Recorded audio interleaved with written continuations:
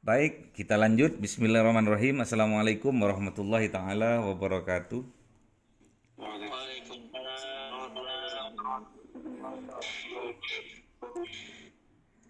Raditu billahi robba wa bil islami dina wa bi muhammadin nabiyya wa rasula rabbi zidni ilma warzuqni fahma amin.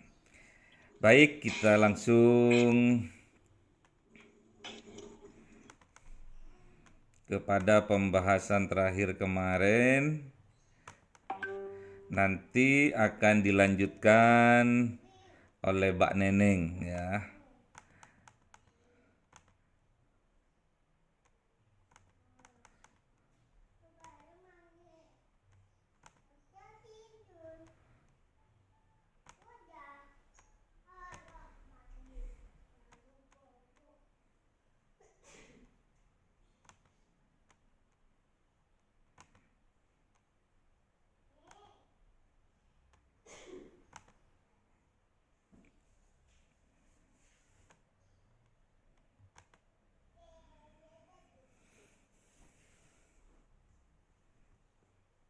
Baik, kita sudah memasuki pada subbab perilaku bisnis syariah.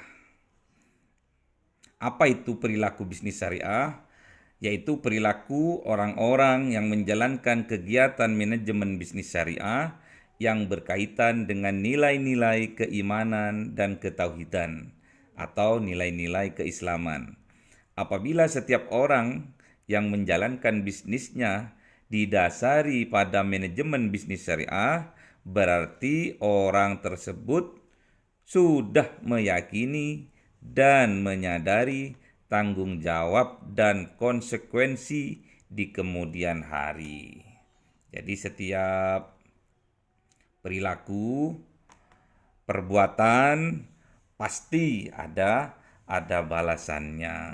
Hal ini sesuai dengan Quran surah Al-Zalzalah ayat 7 sampai 8. Faman ya'mal mithqala dzarratin khairan yarah wa may ya'mal mithqala dzarratin syarran yarah.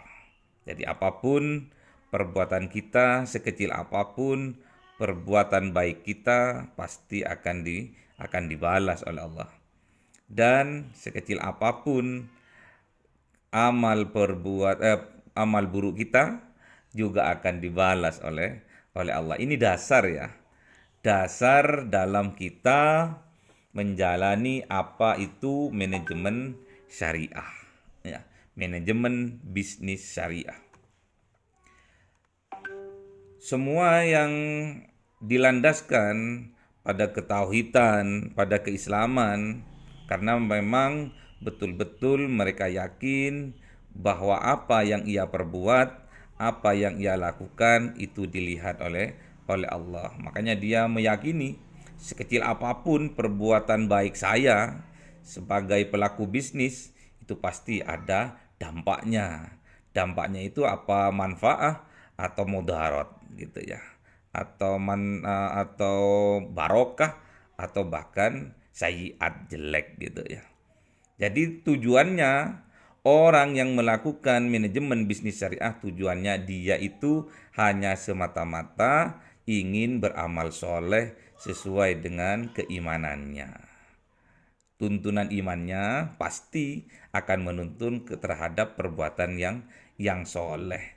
Mulai dari apa? Amal soleh itu dimulai dari niat yang ikhlas karena Allah. Itu nomor satu. Jadi kalau sampean ingin berbisnis apapun, memulai bisnis apapun, niatkan ikhlas karena Allah. Niatkan itu karena apapun yang kita lakukan, bisnis apapun yang kita lakukan nanti oleh Allah akan dinilai sebagai ibadah, ya. Jangan diniatkan karena selain Allah, nanti bukan ibadah, ya. Niatkan semua apa yang kita lakukan, termasuk hari ini, siang ini kita proses dalam belajar mengajar, niatkan karena lillahi ta'ala, ikhlas karena Allah. Akhirnya apa yang kita perbuat, apa yang kita dapatkan nanti akan barokah dan manfaat. Dan yang kedua, pelaksanaannya sesuai syariah. sesuai dengan tuntunan Kanjeng Nabi Muhammad Sallallahu Alaihi Wasallam. Dan yang ketiga, harus dilakukan dengan sungguh-sungguh. Apapun itu, harus kita lakukan sungguh-sungguh. Jadi nggak boleh bisnis kita model-model, kita sekat-sekat, kita pisah-pisah, nggak boleh. Kalau kita bisnis, bismillah harus sungguh-sungguh. Tidak ada yang setengah-setengah. Oh, ini bisnis sampingan. Oh, ini bisnis mainnya. Nggak boleh dipisah-pisah seperti itu. Kalau mau menjalankan bisnis satu, harus sungguh-sungguh fokus. Setelah berhasil, kita mau membuka cabang atau membuka sub pekerjaan yang lain, tetap kita harus fokus, kita harus sungguh-sungguh. Manjadda wajada. Apa yang kita sungguh-sungguhkan, pasti akan kita dapatkan. Itu ya kunci ya. Kunci dalam kita berbisnis sesuai dengan syariah atau tuntunan keislaman kita. Yang kedua, kita harus bisa menjaga aturan syariahnya. Jadi, ada pantangan moral harus kita jauhi, ada aktivitas terlarang juga harus kita hindari. Apa saja yang harus kita jauhi, yang harus kita hindari itu? Yang pertama adalah pantangan moral. Ada di situ maisir, ada di situ asusila, ada di situ gharar, ada di situ haram, ada di situ ihtikar, ada bisnis yang sangat berbahaya di situ. Ini pantangan-pantangan yang harus kita betul-betul tahu, apa itu maisir, apa itu asusila, apa itu gharar, apa itu haram, apa itu ihtikar, apa itu yang berbahaya. Kalau semuanya sudah tahu, gampang kita untuk menghindarinya. Kemudian apa yang harus kita hindari lagi? Aktivitas apa? Aktivitas terlarang. Yang pertama adalah transaksi bisnis yang diharamkan oleh agama Islam, seperti minuman keras, narkoba, pelacuran, dan lain sebagainya. Pokoknya yang dilarang oleh syariah, aktivitas yang dilarang oleh syariah harus kita hindari ya. Yang kedua, memperoleh dan menggunakan harta secara tidak halal seperti menipu, ada unsur riba dan spekulasi. Dan yang ketiga, persaingan yang tidak adil seperti monopoli, oligopoli, sampai coba nanti pelajari ya. Terus juga ada pemalsuan dan penipuan. Di sini banyak sekarang itu trik-trik untuk memalsukan barang. Bilangnya asli, ternyata imitasi. Itu harus betul-betul kita sadari. Hal-hal yang dilarang oleh agama dalam manajemen bisnis syariah harus betul-betul kita hindari ya. Terus apa yang harus kita lakukan? Amal soleh. Setiap kita berinteraksi dengan siapapun, berbisnis dengan siapapun, harus mengutamakan, yang diutamakan adalah akhlak. Apa aja akhlak yang harus kita kembangkan dalam kita berinteraksi dengan orang lain? Yang pertama jujur, amanah, toleran, menepati janji, dan bersyukur. Ya, apa itu jujur? Pasti tahu ya. Kejujuran itu merupakan sarana yang dapat memperbaiki kinerja bisnis, menghapus dosa, dan bahkan dapat mengantarkannya masuk ke dalam surga. Ini memang jujur. Memang sifatnya Kanjeng Nabi. Yang pertama adalah sidik ya, harus jujur. Ini sesuai dengan Quran surat Al-Ahzab 70 sampai 71. Mbak Vina, tolong dibaca Al-Ahzab 70-71. Mbak Vina, mana? Ayo dibuka mikrofonnya, dibaca.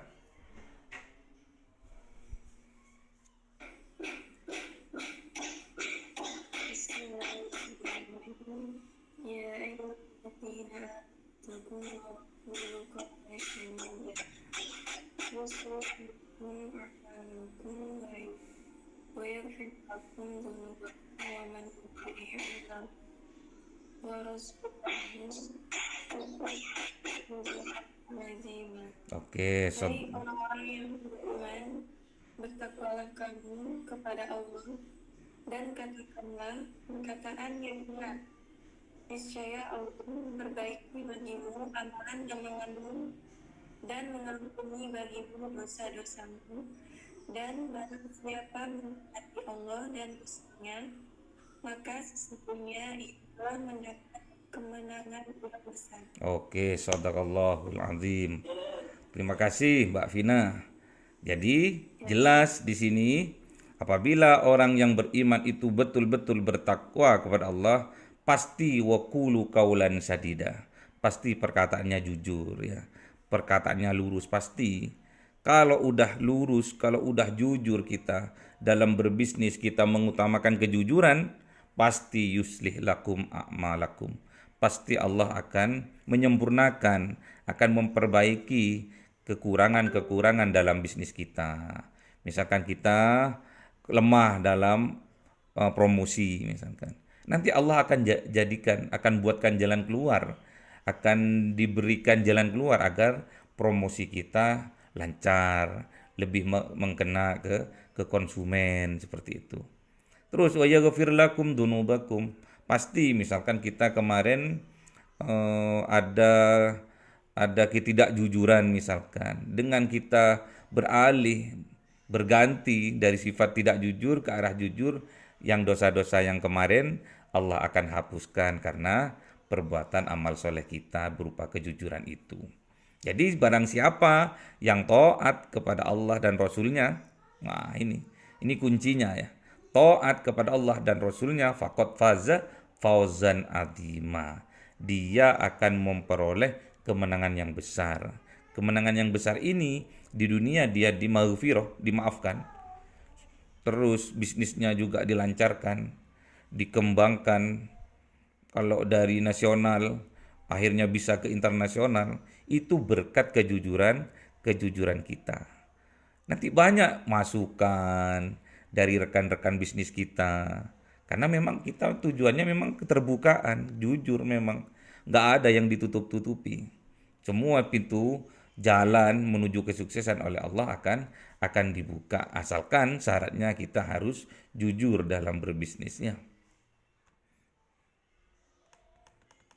Terus fase fauzan azimah ini besok juga di yaumil kiamah kita akan ditakdirkan oleh Allah karena kejujuran kita itu kita akan mendapat rahmat dari Allah, pastinya kita akan dimasukkan ke dalam surga. Jadi kita kalau berbisnis, bisnis syariah, manajemen bisnis syariah betul-betul kita aplikasikan dalam kehidupan kita, kita di dunia disukseskan oleh Allah, besok di yaumil kiamah kita juga akan dimasukkan ke dalam surga, itu jaminannya.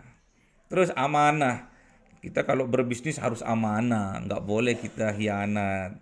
Apalagi ada kerjasama, apalagi ada kepercayaan satu klien, satu user, banyak user, 2 klien, 3 klien, 4 klien, banyak yang kita ajak untuk bekerja sama. Jangan sampai amanah itu menjadi khianat. Ya. Islam mengajarkan agar seorang wirausaha, entrepreneur, selalu menghidupkan mata hati terutama dengan selalu menegakkan sikap amanah. Dan dengan sikap amanah itu pula mereka mendapatkan dijaga hak-haknya oleh Allah, hak-hak kemanusiaannya juga dijaga oleh sesama rekan kita dijaga sehingga ia tidak lalai dalam melaksanakan kewajibannya ya. Jadi ibadah-ibadah ada juga muamalah. Jadi nggak apa ya, nggak disibukkan karena dengan bisnis saja, enggak. Semua juga diatur oleh Allah. Kalau waktunya jam setengah 12 stop, kita harus sholat berjamaah. Jadi besok tatkala jenengan ini, anda ini, kalian ini ditakdir oleh Allah sebagai pengusaha, seorang entrepreneur yang sukses, pastinya sampean itu pasti amanah. Kalau nggak amanah nggak akan diberi kesuksesan oleh Allah. Karena kalau kita dikasih kesuksesan oleh Allah tanpa kita amanah, itu ibaratkan sama Allah itu dinaikkan. Pangkatnya dinaikkan, habis itu diambleskan. Apa itu namanya? Istidrat ya. Harus toleran. Kita di Indonesia memang kita majemuk ya. berbagai macam agama, budaya, semua itu ngumpul di Indonesia. Kita pasti toleransi itu dinomorsatukan dalam berbisnis. Jangan sampai kita karena beda keyakinan kita nggak toleran, kita intoleran itu nggak boleh. Karena sikap toleran ini akan memudahkan dalam menjalankan bisnis kita. Ya, harus kita toleransi satu sama lain, sesama pembisnis, antar pedagang, sesama pedagang kita juga harus toleransi ya. Kalau bisa kita bersaing dengan sehat, nggak boleh kita itu bersaing menjelekkan sana, memfitnah sana, nggak boleh ya. Untuk supaya dagangan kita cepat laris, cepat laku, terus kita menjelekkan barangnya orang lain, itu nggak boleh. Terus syukur. Nah, pembisnis syariah adalah pembisnis yang selalu bersyukur kepada Allah. Bersyukur merupakan konsekuensi logis masuk akal dari bentuk rasa terima kasih kita atas nikmat-nikmat yang telah Allah berikan kepada kita selama ini. Rasa syukur itu perlu dimanifestasikan dalam kehidupan kita sehari-hari dan bahkan merupakan hal yang wajib dilakukan oleh setiap manusia, setiap hamba Allah itu wajib. Kita itu harus bersyukur karena kunci kebahagiaan itu adalah syukur. Makanya bersyukurlah agar engkau bahagia. Ya. Dapat bati titik, syukuri. Nikmati prosesnya. Tingkatkan kualitasnya. Ya. Bersabar biar tahu manisnya iman. Jadi syukur itu dalam kitab iman karangannya Syekh Abdul Majid Az-Zandani itu dibagi dengan 3 kategori syukur itu ya. Yang pertama syukur bil lisan, yang kedua syukur bil kolbi, yang ketiga syukur bil arkan. Jadi lisan selalu berzikir kepada Allah, subhanallah, alhamdulillah, Allahu akbar, la ilaha illallah, astagfirullah. Dan yang kedua syukur bil kolbi, meyakini apa yang kita terima, apa yang kita dapatkan sekarang ini itu semata-mata pemberian dari Allah. Itu harus kita yakini. Dan yang ketiga, syukur itu bil arkan, dengan perbuatan. Misalkan Anda seorang guru, seorang ustadz, seorang dosen, seorang kiai, punya kelebihan ilmu, manfaatkan ilmunya. Diajarkan ke santri-santrinya, ke siswanya, ke mahasiswanya, agar ilmu yang kita miliki itu barokah dan manfaat. Misalkan kita diberi kelebihan dalam hal harta yang melimpah oleh Allah, kita infak sedekahkan kepada orang yang membutuhkan agar harta kita itu barokah dan manfaat. Dan yang ketiga, misalkan kita diberi kemuliaan oleh Allah, diangkat derajat kita oleh Allah, jangan lupa kita pada saudara-saudara kita yang hina, yang berlumuran dosa, kita harus bisa mengangkatnya, mengangkat derajatnya. Jangan sampai kita itu masuk surga sendirian, saudara-saudara kita di neraka. Naudzubillah, harus kita bareng-bareng sama-sama masuk surga, sama-sama meraih kesuksesan. Misalkan Anda punya teman mulai dari kecil misalkan, tapi usahanya nggak maju-maju, bahkan dia nggak punya pekerjaan, pengangguran, angkat derajatnya, jadi karyawan kita misalkan gitu ya. Makanya sampean ini harus jadi pengusaha muslim yang sukses, yang kaya raya. Dengan cara apa? Bersyukur. Jadi kuncinya adalah syukur. Jadi kunci kebahagiaan adalah syukur. Makanya bersyukurlah kalian agar kalian bahagia. Ya. Ada pertanyaan? Ini akan dilanjutkan oleh Mbak Neneng habis ini. Mbak Neneng udah siap ini dengan materinya. Ada pertanyaan? Adik-adik, anak-anak? Kalau nggak ada pertanyaan, Bapak stop dulu, diteruskan oleh Mbak Neneng tentang etika bisnis syariah. Baik, dipersilakan Mbak Neneng, Bapak stop dulu. Kemudian Mbak Neneng buka dulu materinya, terus baru bisa di-share ya. Silakan Mbak Neneng.